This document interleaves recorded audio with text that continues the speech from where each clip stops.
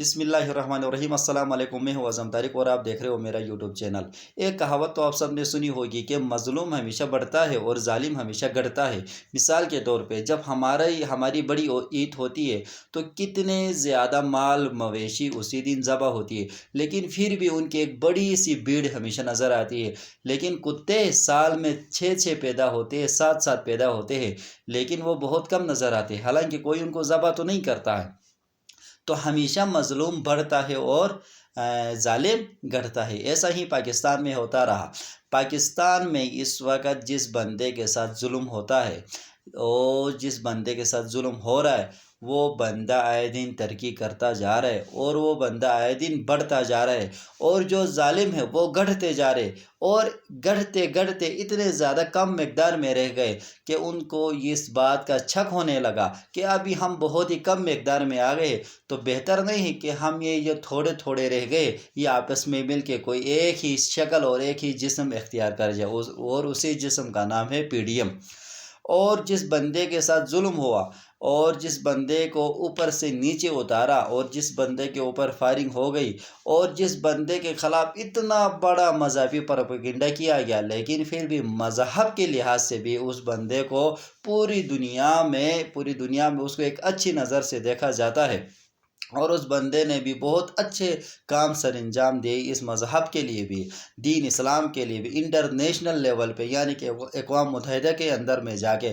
پھر اس کے علاوہ بھی اس نے لوگوں کو سمجھانے کی کوشش کی کہ حضور پاک صلی اللہ علیہ وسلم ہمارے دلوں میں بستے ہیں۔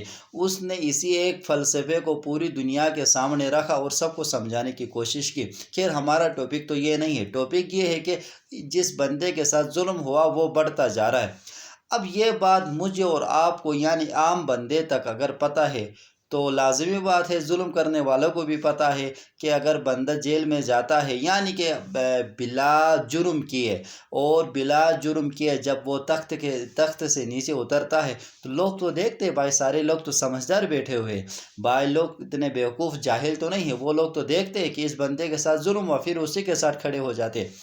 تو یہ جو عمران خان صاحب کے ساتھ جو ہوا، اگر یہ 5 سال پورے کر جاتے نا، یہ 15 سے 20 سیٹیں بھی نہیں جیت سکتا تھا۔ اتنا زیادہ بڑا پروپیگنڈا اس بندے کے خلاف کیا گیا تھا، اور یہ اس عمران خان صاحب کے خلاف اتنا بڑا پروپیگنڈا کرنے کے باوجود جب اس کو نیچے اتارا گیا، پھر عوام اس کے پیچھے لگ گئی، پھر عوام نے کہا کہ یہ بندہ ٹھیک تھا۔ اب یہ کیسے پتا چلا؟ جیسے ہی وہ نیچے اترتا ہے مہنگائی ایک دم عروج پکڑتی ہے، پھر مخالفین کہتے ہیں کہ یہ بندہ تو سبسڈی دے رہا تھا۔ سبسڈی تو ایک انتہائی ایک سستی سی آفر ہوتی ہے کہ حکومت مہنگی چیز خریدتی ہے اور عوام کو سستی ریٹ پہ وہ بیچتی ہے۔ مثال کے طور پہ باہر سے اگر تیل یعنی کہ ڈیزل ہو، پیٹرول ہو، مثال کے طور پہ اگر 50 روپے فی لیٹر ملتا ہے، یہاں آ کے اگر اپنی عوام کو 40 روپے فی لیٹر دے دیتی ہے تو اس کو کہتے ہیں کہ 10 روپے کی سبسڈی۔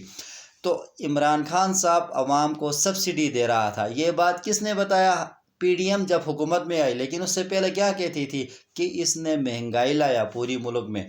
تو اسی جھوٹ پکڑنے کی وجہ سے ان لوگوں کی جھوٹ پکڑی گئی، اور اسی جھوٹ کی وجہ سے وہ گھٹتے گئے، اور اتنے زیادہ گھٹ گئے کہ آپس میں مل کے بھی اتنا بڑا وہ جسم اختیار کرنے کے بجائے وہ چھوٹے سے کم نظر آتے ہیں، اور اگلے الیکشن میں ان کی مجبوری بن جائے گی کہ وہ آپس میں پھر مل کے الیکشن لڑیں گے۔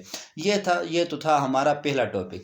دوسرا ٹاپک یہ کہ وہ جو مل کے جس کوشش کے لیے یعنی کہ 28 نومبر 29 نومبر تک وہ پہنچنا چاہتے ہیں، اور وہ جو ایک بڑا سا ایک ایونٹ سمجھو یا ایک بڑا سا سرپرائز وہ اپنے لیے سمجھتے ہیں، وہ خیر کر جائیں گے، لیکن ایسے بہت سے تجربات ماضی میں بھی کر چکے۔ ضیاء الحق کے صاحب کے اوپر، مشرف صاحب کے اوپر اس وقت کے جو وزیر اعظم تھے، لیکن وہ بعد میں ناکام ثابت ہو گیا، ان کا جو تجربہ تھا وہ ناکام ثابت ہو گیا، اور اس دفعہ بھی ایسا ہی ہوگا، کیونکہ ہر بندہ اپنے ادارے کے ساتھ مخلص ہوتا ہے۔